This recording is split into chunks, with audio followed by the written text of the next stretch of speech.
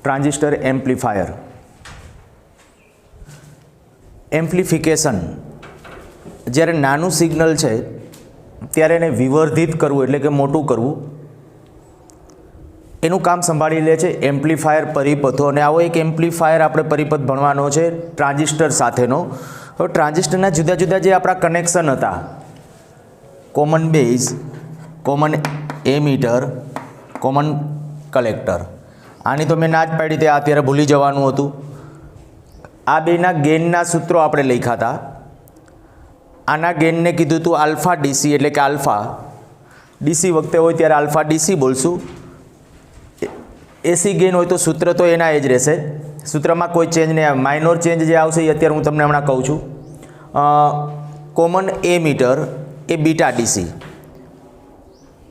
આનું મૂલ્ય 1 કરતાં વધારે કે ઓછું? 1 કરતાં ઓછું. અચ્છા, ગેઇન એટલે શું? આઉટપુટના છેદમાં ઇનપુટ. આઉટપુટ પ્રવાહના છેદમાં ઇનપુટ પ્રવાહ, એનો અર્થ કે આની અંદર આ કિસ્સાની અંદર છે ને આઉટપુટ પ્રવાહ છે એ ઘટે છે ઉલટાનો ઇનપુટ કરતાં. ગેઇન ઓછો છે એટલે આમાં ગેઇન છે એ આપણે કહેતા હતા કે પોઈન્ટની અંદર હોય કંઈક. તો એનો અર્થ એવો થાય કે આપણે જે વ્યવહારમાં જો એમ્પ્લીફાયર તરીકે સર્કિટ વાપરવો હોય તો કેવો વપરાય?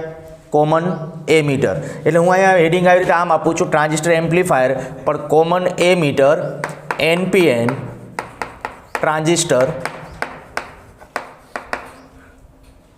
એમ્પ્લીફાયર. જ્યારે આપણે કીધું કે ભાઈ નાનું સિગ્નલ છે અને એને વિવર્ધિત કરવાની જે જવાબદારી છે એ એમ્પ્લીફાયર પરિપથો. હવે કોમન એ મીટર જે છે એ કેવી રીતે આ કામ કરે છે એના માટે એનો પરિપથ જે લાક્ષણિકતા પરિપથ હતો અથવા ટ્રાન્ઝિસ્ટરનો જે પરિપથ હતો એની જેમ જ કોમન એ મીટર કોમન રાખશું. એનપીએન છે એટલે એ મીટર ઉપર બારે આવતી દિશામાં તીર.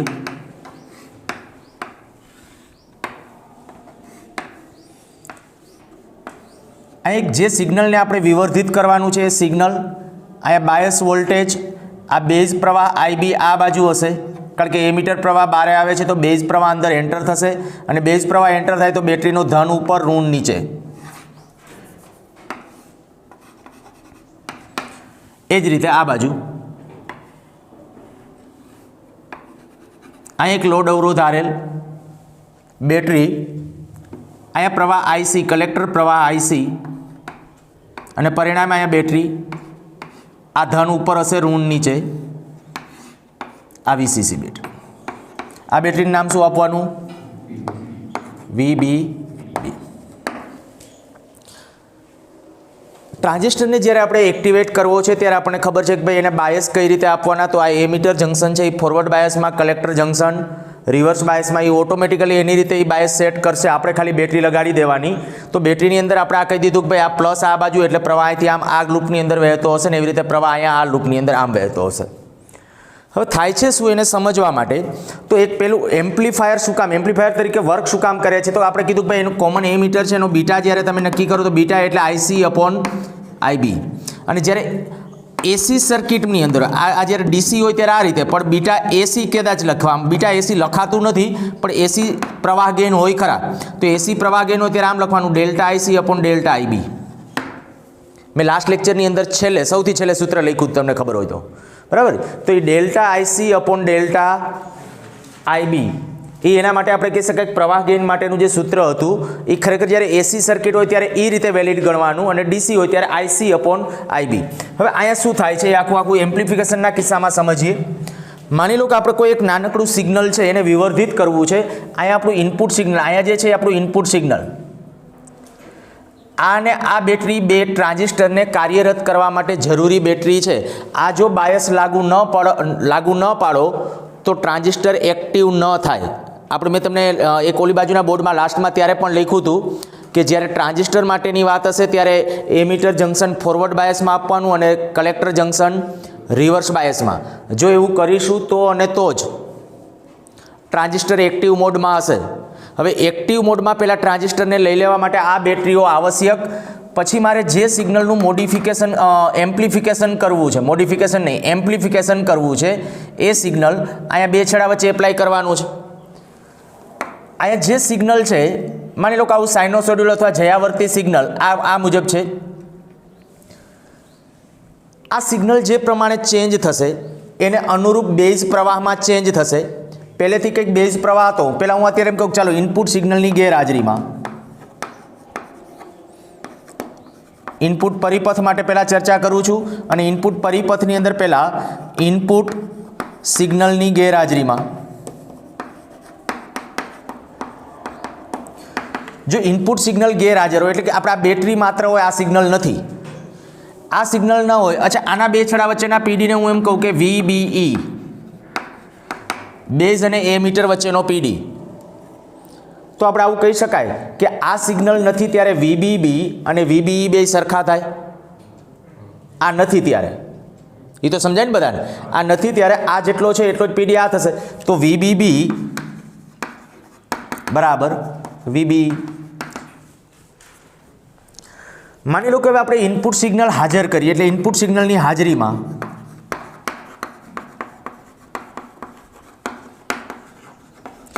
જ્યારે ઇનપુટ સિગ્નલ લાગુ પાડીએ ત્યારે બેઝ પ્રવાહમાં કંઈક ફેરફાર થશે.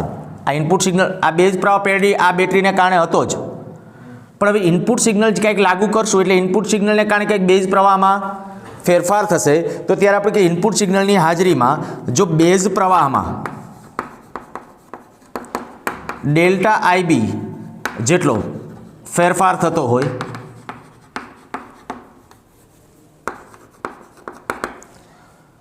તેમજ આ VBE વોલ્ટેજમાં VBEમાં થતો ફેરફાર ડેલ્ટા VBE જેટલો હોય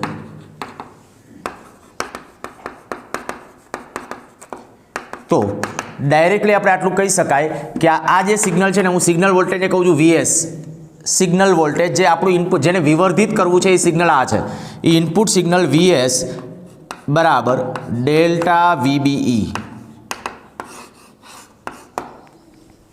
શું લખ્યું છે સાવ સરળતાથી સમજી શકાય એવી વાત છે.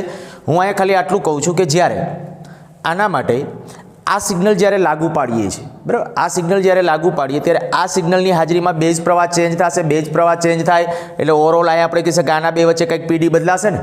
હવે VBE છે એ ડેલ્ટા VBE જેટલો વધ્યો અથવા ઘટ્યો જે કાંઈ થયું એ આમાં જેવો ફેરફાર થયો હશે એને અનુરૂપ માની લો કે આની અંદર ફેરફાર થયો ડેલ્ટા VBE જેટલો, તો દેખીતી વાત હતી ગેરહાજરીમાં આ બે સરખા હતા, VBB અને VBE આ બે સરખા હતા.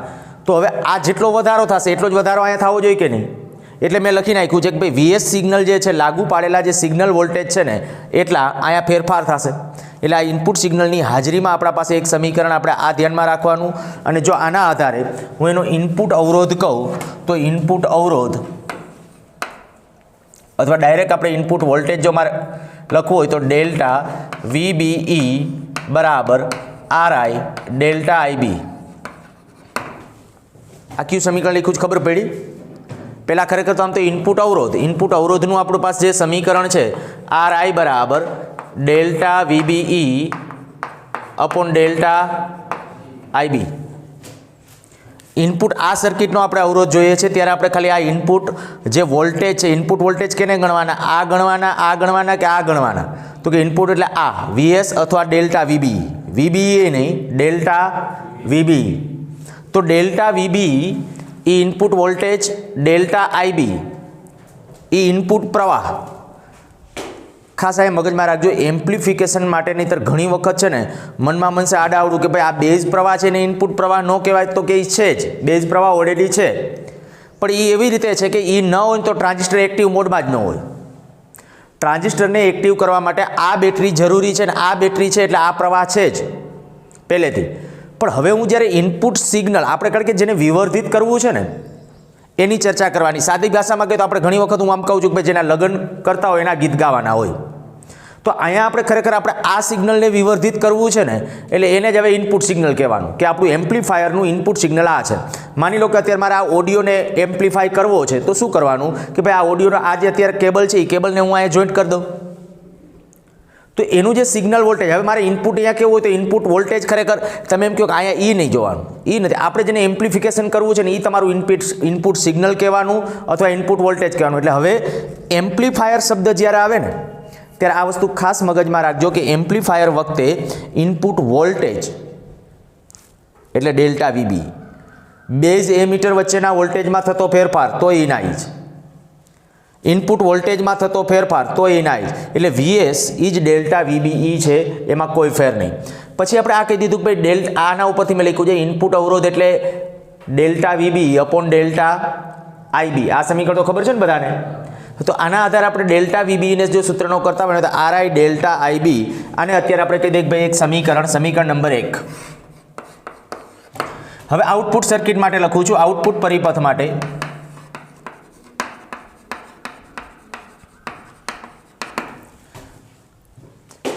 જો આઉટપુટ પરિપથ એટલે આપણો આના બે વચ્ચેનો પીડી માની લ્યો કે વીસીઈ. આના માટે જ્યારે વીસીઈ ત્યારે હવે અહીંથી આ અવરોધને કહી દઉં છું આરએલ. આપણે આઉટપુટ મેળવવો છે આના બે વચ્ચે, આ બે વચ્ચે આપણો આઉટપુટ આવશે. આ જે વીસીઈ કલેક્ટર અને એમીટર વચ્ચેનો વોલ્ટેજ થશે શું જુઓ, આ બેઝ પ્રવાહ છે ત્યારે આ કલેક્ટર પ્રવાહ આઈસી છે. હવે હું એમ કહું કે બેઝ પ્રવાહમાં ફેરફાર થાય તો આઈસી બદલાય કે ન બદલાય? બેઝ પ્રવાહ બદલાય તો કલેક્ટર પ્રવાહ બદલાય, બદલાશે. કારણ કે ગેઇન આપણને ખબર છે, આની અંદર ગેઇનનું જે આપણું સમીકરણ છે બીટા બરાબર શું છે? Delta IC upon delta IB. જો આના આધારે લખીએ તો ડેલ્ટા આઈસી બરાબર શું થઈ જશે? Beta delta IB. આવું થાય ને? તો બેઝ પ્રવાહમાં જો કંઈક ફેરફાર થશે તો એનાથી બીટા ગણો ફેરફાર કેમાં થશે? આઈસીની અંદર. એટલે કે ડેલ્ટા આઈસી જેટલો જો આની અંદર ફેરફાર ધારી લઈએ છીએ. અને હવે હું આવું કરું છું કે આ જે આઉટપુટ પરિપથ છે એના માટે કિર્ચોફનો નિયમ લખું, કિર્ચોફનો બીજો નિયમ. તો અહીંથી શરૂ કરું, અહીંથી આમ જઈએ, ઋણથી ધન જાવ તો ધન, એટલે વીસીસી. પછી આમાં પ્રવાહ કલેક્ટર પ્રવાહ હશે, આમાંથી આઈસી પ્રવાહની દિશા આમ છે તો શું આવશે? માઇનસ આઈસી આરએલ થશે. આવું માઇનસ આઈસી આરએલ. ત્યાંથી પાછા અહીંયા આવો તો અહીંથી અહીંયા પીડી, તો કે પીડી આટલો છે વીસી, એમાં આ છેડો ધન ગણવાનો, આ ઋણ, કારણ કે આ અર્થિંગ છે તો આ ધન ગણશું તો શું આવશે? માઇનસ વીસીઈ થશે. આવું બરાબર.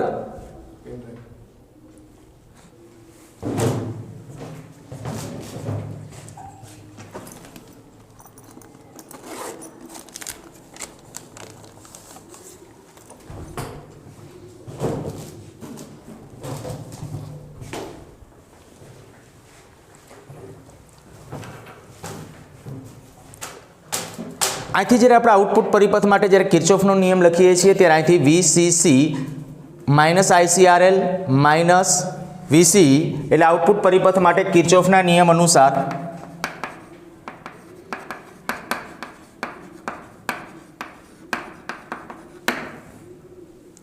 વીસીસી માઇનસ આઈસીઆરએલ ત્યાંથી માઇનસ વીસીઈ બરાબર 0. આ બે ટર્મિનોલોજીની ઓલી બાજુ લઈ લઈએ છીએ. વીસીસી બરાબર આઈસીઆરએલ પ્લસ વીસીઈ પ્લસ થઈ ગયા. હવે જો એને ફેરફારના સંદર્ભમાં લખું, ડેલ્ટા વીસીસી બરાબર ડેલ્ટા આઈસીઆરએલ પ્લસ ડેલ્ટા વીસીઈ. જે ફેરફારવાળી ટર્મિનોલોજી છે એને આપણે ધ્યાનમાં રાખીને આપણે દર્શાવેલું છે. ડેલ્ટા વીસીસી આઈસીને બદલે ડેલ્ટા આઈસી, આરએલ એમનમ, ડેલ્ટા વીસીઈ ફેરફારના સંદર્ભમાં ડાયરેક્ટ જો કે લખી શકાય, પણ મોટાભાગે આ રીતે લખાય છે એટલે મેં અત્યારે આ રીતે લખેલું છે અહીંયા. પરંતુ ડેલ્ટા વીસીસી 0. શું કામ ડેલ્ટા વીસીસી 0? તો કે આ વીસીસી તો બેટરી છે. આ બેટરીના વોલ્ટેજ તમે એકવાર એને એક્ટિવ મોડમાં રાખી દીધું, કાર્યશીલ વિસ્તારમાં બાયસ કરી દીધું. ગઈકાલે કાર્યશીલ વિસ્તાર સમજાવ્યું હતું. એ કાર્યશીલ વિસ્તારમાં તમે એક વખત બાયસ આપી દીધું પછી તમારે આ વોલ્ટેજ ચેન્જ કરવાના નથી. તો આ વોલ્ટેજ આપણે પછી બદલવાના નથી. તો એનો અર્થ કે ડેલ્ટા વીસીસી કેટલું થાય? 0. વીસીસી બેટરી છે પણ ડેલ્ટા વીસીસી કેટલું? 0. તો એના બરાબર જ્યારે 0 લઈ લેશો તો 0 બરાબર delta IC RL plus delta VCE, અને અહીંયા delta VCE minus RL delta IC. આ આપણું કામનું બીજું સમીકરણ. અત્યાર સુધી આ જે થિયોરિટિકલ પોર્શન સમજાયો ખાસ મગજમાં રાખો કે ન રાખો ચાલશે.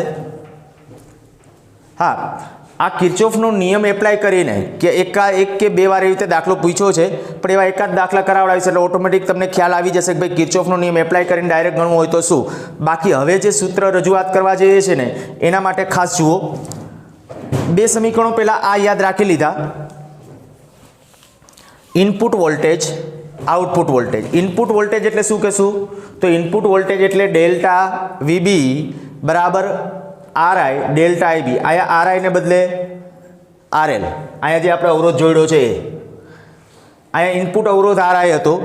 આ જે છે આ લોડ અવરોધ જે આપણે અહીંયા જોડેલો છે તે આ આઈ ડેલ્ટા આઈબી, અહીંયા ડેલ્ટા આઈસી. આ ઇનપુટ પ્રવાહ છે, આ આઉટપુટ પ્રવાહ છે. એમ્પ્લીફાયરના કિસ્સામાં પહેલાં આ બે સમીકરણો. હવે ત્યાંથી આગળ વોલ્ટેજ ગેઇન, ગેઇન અથવા લબ્ધિ. તો વોલ્ટેજ ગેઇનની સંજ્ઞા છે એવી. જો આપણે એવી વડે ડિનોટ કરીએ તો એવી બરાબર વોલ્ટેજ ગેઇન એટલે શું? તો કે આઉટપુટ વોલ્ટેજ છેદમાં ઇનપુટ વોલ્ટેજ. આઉટપુટ વોલ્ટેજ એટલે આ, ઇનપુટ વોલ્ટેજ એટલે આ. જેમ પ્રવાહ ગેઇન હતો તો આઉટપુટ પ્રવાહ છેદમાં ઇનપુટ પ્રવાહ, એવી રીતે અહીંયા આપણે કરીએ તો ભાઈ delta VCE upon delta VBE. અને એવા કિસ્સામાં ચાલો આ બેની કિંમત મૂકો તો શું આવશે પાછું? Delta VCE minus RL delta IC એના છેદમાં આરઆઈ ડેલ્ટા આઈબી. એક બીજું અહીંયા ખાસ ધ્યાન દોરી દઉં કે જ્યારે આ જે છે સિગ્નલ પ્લસ છે અહીંયા માઇનસ સાથે આવે છે, આ માઇનસ ઋણ નિશાની છે એ શું દર્શાવે? તો જો અહીંયા હંમેશા ઋણ નિશાની છે ને સમીકરણની અંદર ત્રણ બાબતનું સૂચન કરી શકે. સદિશ રાશિ હોય તો દિશા વિરુદ્ધ, સદિશ રાશિ હોય તો દિશા વિરુદ્ધ. અહીંયા આપણે કહી શકાય કે આમાં વિસ્થિતિમાન કે પ્રવાહ સદિશ રાશિ છે નથી, ભૂલી જાવે. બીજું કદાચ એકના વધારા સાથે બીજાના કંઈક ઘટાડાની વાતો હોય. અહીંયા એવા ફેરફાર વધારા ઘટાડામાં પણ આપણને રસ નથી. આ બે બાજુ જો કળા ધરાવતી રાશિ હોય તો કે વોલ્ટેજ અને પ્રવાહ છે અહીંયા, કારણ કે આપણે આ ઇનપુટ વોલ્ટેજ છે તો એક કળાની વાત આવે, ખબર પડે ને? તો જો આ કળા ધરાવતી રાશિ છે વોલ્ટેજ, પ્રવાહ પણ કળા ધરાવતી રાશિ છે, તો કળા તફાવત 180. એટલે ઋણ નિશાની આવે ત્યારે ઋણ નિશાની આ ત્રણમાંથી એકનું સૂચન કરતું હોય. તો અહીંયા આપણા માટે આ ઋણ નિશાની છે એ શેનું સૂચન કરે છે? કળા તફાવત 180. બીજી રીતે કહું તો એમ કહેવાય કે અહીંયા આ જે સિગ્નલ છે ને એનું જે આઉટપુટ સિગ્નલ અહીંયા મળતું હશે ને ત્યારે આ બે છેડા વચ્ચે આઉટપુટ સિગ્નલ કંઈક આપણને એક તો વિવર્ધિત થઈને મળતું હશે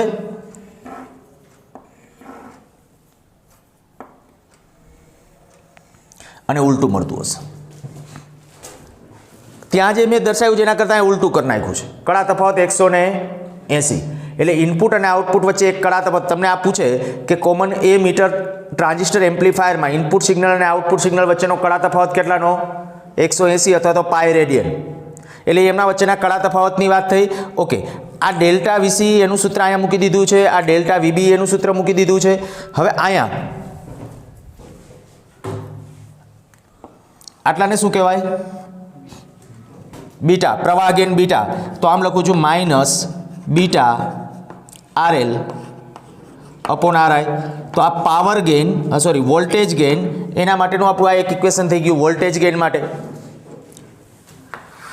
અચ્છા, આના ઉપરથી પાવર ગેઇન.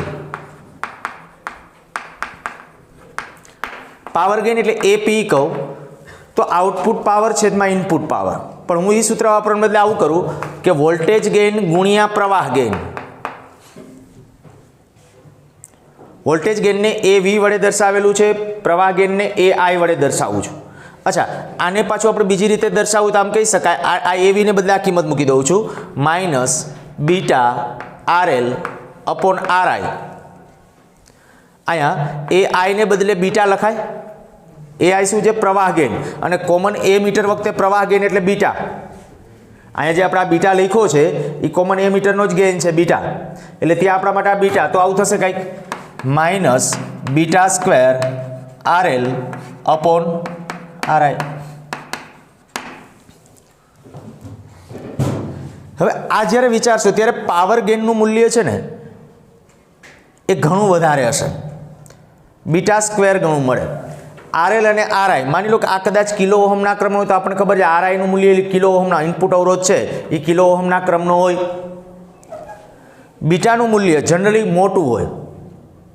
કોમન એમીટર વખતે મેં તમને કીધું કોમન એમીટર વખતે આપણે એક મેં ઉદાહરણ આપ્યું હતું એકાદ લેક્ચર પહેલાં, ત્યારે તમને આવું કીધું આલ્ફા અને બીટા વચ્ચે જો કોમન એમીટર વખતે આલ્ફા હોય એ આલ્ફાનું મૂલ્ય કદાચ 0.98 હોય તો એની ટ્રાન્ઝિસ્ટરને કોમન બેઝમાં જોડો તો એ વખતે કંઈક ગેઇન આવતો હતો.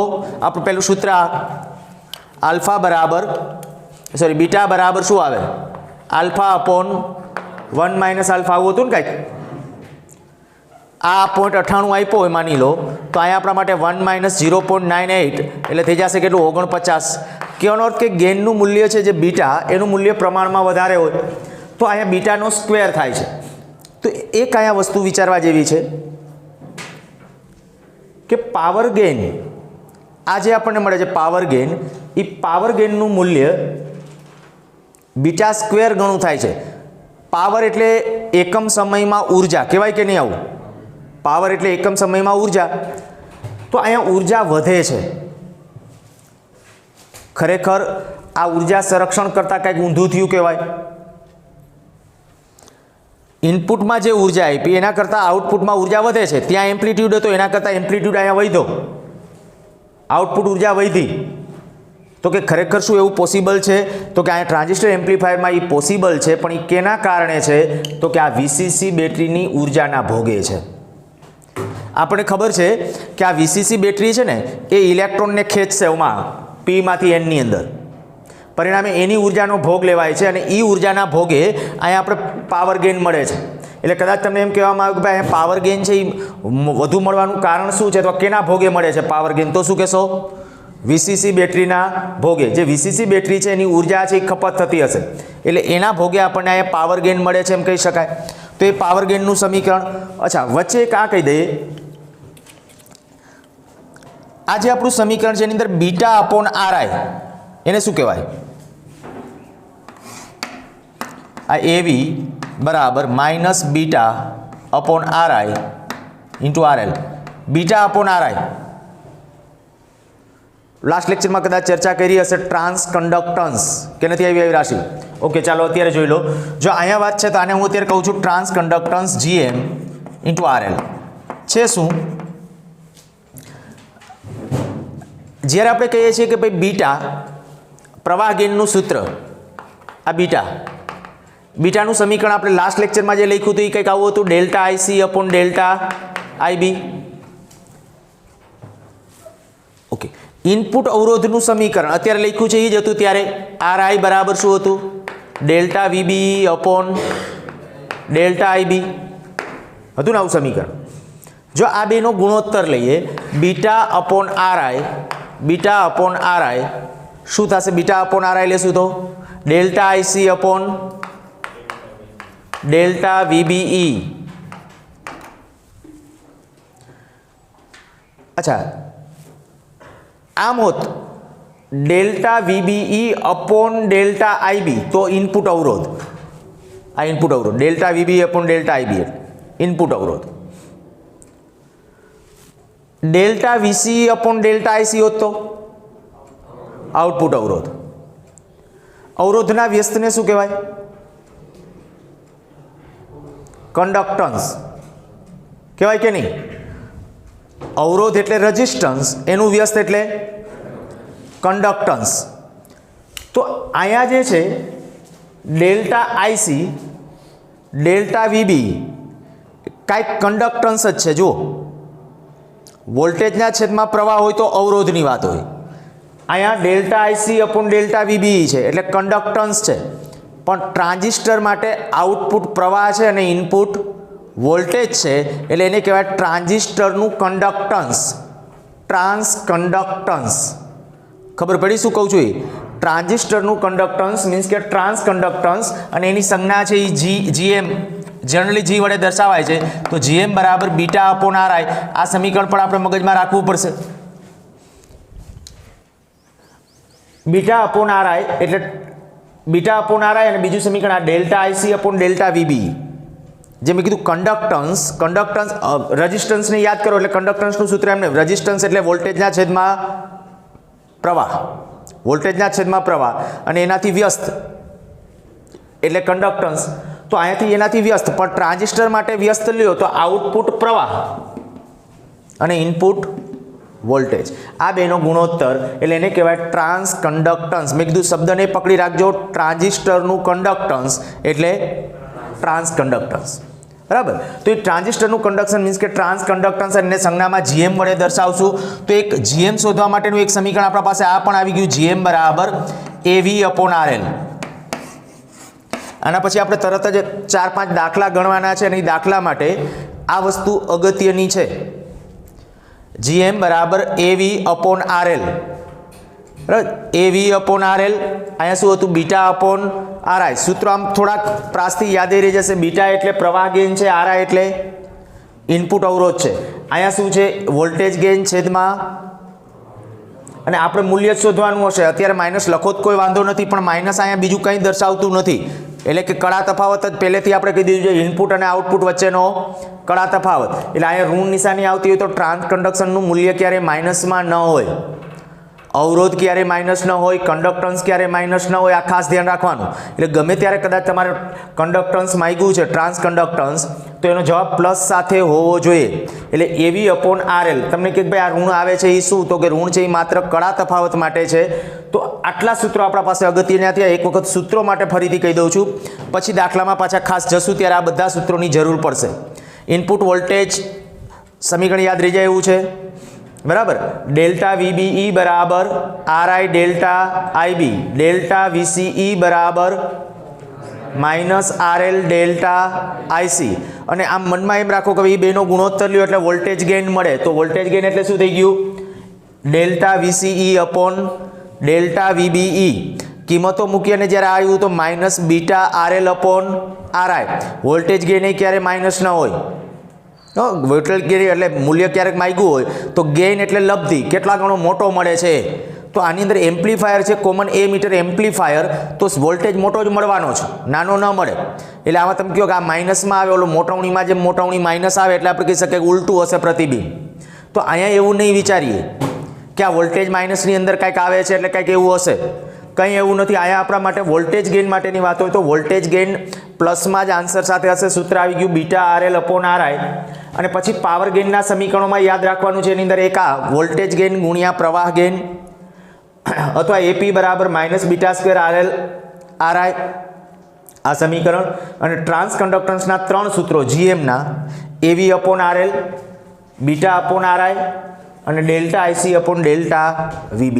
આટલા સૂત્રો આવડે એટલે એમ્પ્લીફાયર રિલેટેડ જ્યારે જે પ્રશ્ન પૂછાયેલા છે મોટા ભાગના પ્રશ્નો છે એ સેટ થઈ જશે. ટ્રાન્સ કંડક્ટન્સના 3 સૂત્રો કહી દીધા, યાદ રહી જશે ને. થિયોરિટિકલ પોર્શન યાદ આમ કેવી રીતે ગયા એ પ્રોસેસ યાદ રહે વધુ સારું, કારણ કે એ કન્સેપ્ટ શીખવાડે હંમેશા. પણ જે કન્સેપ્ટ અહીંયા જેટલો હું તમને કહું ટ્રાન્ઝિસ્ટર માટે આ કન્સેપ્ટ જેટલો અગત્યનો છે એનાથી વધારે અગત્યનું આપણા માટે જે છે આ સૂત્રો. એક વખત આ ટર્મિનોલોજીના નામ રિપીટ કરી જઈએ. ડેલ્ટા VBE આને શું બોલશું, ઇનપુટ વોલ્ટેજ અથવા ઇનપુટ સિગ્નલ અથવા બેઝ એમીટર વચ્ચેના વોલ્ટેજમાં થતો ફેરફાર. દાખલામાં લખશે ત્યારે કંઈક આવું જ લખશે. RI શું છે, ઇનપુટ અવરોધ. આ ડેલ્ટા IC બેઝ પ્રવાહમાં થતો ફેરફાર અથવા ઇનપુટ પ્રવાહમાં થતો ફેરફાર. ડેલ્ટા VCE એને શું બોલવાનું, આઉટપુટ વોલ્ટેજ અથવા આઉટપુટ વોલ્ટેજમાં થતો ફેરફાર અથવા તો કલેક્ટર અને એમીટર વચ્ચેના વોલ્ટેજનો ફેરફાર. RL શું છે, લોડ અવરોધ. ડેલ્ટા IC આઉટપુટ પ્રવાહ. આ બે મેં કીધું મુખ્ય આવડી ગયા એટલે લગભગ બાકીનામાં પછી બહુ યાદ રાખવા જેવું નથી. સીધું આપણે કંઈક વોલ્ટેજ ગેઇનમાં જશું તો વોલ્ટેજ ગેઇનના બે પરિણામ આ અને આ, એક આ અને બીજું આ, βRL/RI. અને આના ઉપરથી પછી ટ્રાન્સ કંડક્ટન્સમાં આપણે β/RI એટલે GM થાય. તો એ GMનું જે સમીકરણ છે ટ્રાન્સ કંડક્ટન્સ આપ્યું હોય તો એક સમીકરણ આ GM બરાબર β/RI, બીજું સમીકરણ મેં આ લખ્યું ડેલ્ટા IC/ડેલ્ટા VB અને ત્રીજું આ AV/RL. અને આ બધા સૂત્રોની અંદર આપણે કીધું કે ભાઈ ઋણ નિશાની છે એ કળા તફાવત દર્શાવે છે. ઓકે, બીજી વાત, આ પાવર ગેઇન માટેનું આપણું આ જે સમીકરણ છે તે પાવર શું કામ વધારે મળે છે તો કે આ વીસીસી બેટરીના ભોગે. અને હવે અહીંથી આપણે આગળ વધશું દાખલામાં. પહેલાં લખો